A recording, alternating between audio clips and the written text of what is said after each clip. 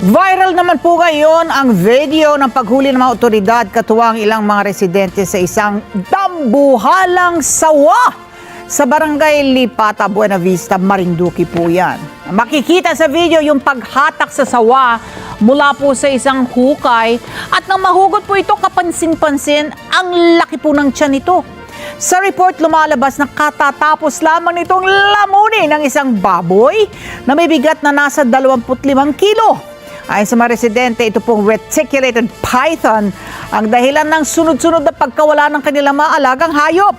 Una po rito, naging masigasig yung mga residente sa lugar na tuklasin kung sino ang nagnanakaw ng kanilang alagang baboy at napatunayan nga nila na ang dambuhalang sawa ang salarin.